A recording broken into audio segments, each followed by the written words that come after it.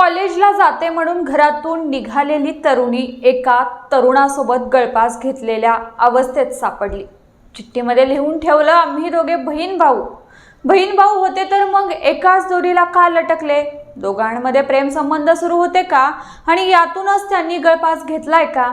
नक्की काय झालं पाहूयात या व्हिडिओच्या माध्यमातून।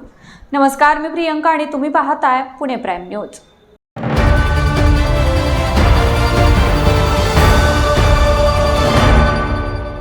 सोलापूर शहरातील शाहीर वस्ती येथे राहणारी अश्विनी केसापुरे।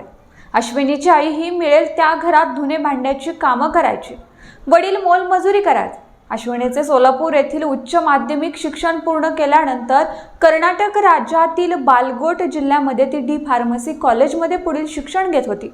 अश्विनीची रोहित ठणकेदार या तरुणाशी ओळख होती। रोहितच्या घरात एक बहीण एक भाऊ असा परिवार होता। तो सोलापुरातील मडी वस्ती येथे राहत होता, तर एका ट्रॅक्टरवर चालक म्हणून काम करत होता।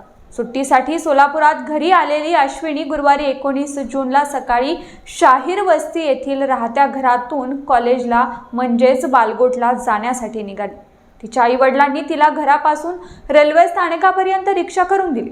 ती कर्नाटकला पोहोचली का नाही या काळजीपोटी तिचे घरचे तिला फोनही करत होते, मात्र तिने रात्रभर कोणाचाच फोन घेतला नाही। पण कदाचित घरच्यांना कधी वाटलंच नव्हतं की घरातून हसत खेळत निघालेली अश्विनी एका दोरीला लटकलेल्या अवस्थेत आढळेल म्हणून। रोहित सोलापुरातील कर्णिक नगर येथील सिव्हिल हॉस्पिटल सोसायटीतील घर नंबर 600B मध्ये पहिल्या मजल्यावर राहत होता आणि त्याच खोलीत रोहित आणि अश्विनीने ओढणीच्या मदतीने दोघांनी एकत्र गळफास घेत जीवन संपवलं। या घटनेची माहिती मिळताच MIDC पोलिसांनी घटनास्थळी धाव घेतली। दोघांनाही शासकीय रुग्णालयामध्ये दाखल करण्यात आलं, मात्र उपचारापूर्वीच डॉक्टरांनी त्यांना मृत घोषित केलं। सुरुवातीला दोघांनीही अशा प्रकारे आयुष्याचा शेवट केल्यानं दोघांमध्ये प्रेमसंबंध सुरू होते आणि यातूनच त्यांनी गळफास घेतलाय असा संशय व्यक्त केला जात होता। मात्र घटनास्थळी सापडलेल्या चिठ्ठीत मजकुरानं मृत्यूचं गूढ वाढले। सापडलेल्या चिठ्ठीत असं म्हटलं आहे की आम्ही बहीण भाऊ आहोत, विनाकारण आमच्यावरती संशय घेऊ नका, आमच्या मृत्यूला आई वडील जबाबदार नाहीयेत। रोहित आणि अश्विनीने त्यांच्या नात्याला बहीण भावाचं नाव दिलं, त्यामुळे त्यांनी हे टोकाचं पाऊल का उचललं याचं कारण अद्याप समजू शकलेलं नाही।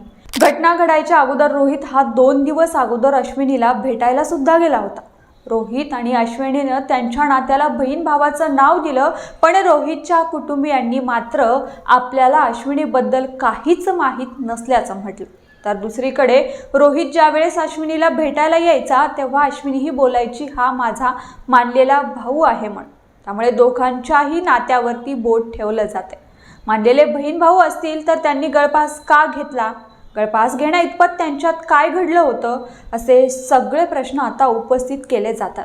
त्यामुळे नक्की प्रकरण काय आहे याचा तपास पोलीस करतात। ज्यावेळी दोघांच्याही घरी त्यांच्या मृत्यूबद्दल समजलं तेव्हा मात्र दोघांच्याही नातेवाईकांनी रुग्णालयात गर्दी केली। अश्विनीला बघताच तिच्या आईनं हंबरडा फोडला, तर रोहितच्या कुटुंबाला सुद्धा अश्रू अनावर झाले होते। रोहित आणि अश्विनीने हे टोकाचं पाऊल का उचललंय याचं कारण मात्र अद्यापही समजू शकलेलं नाही।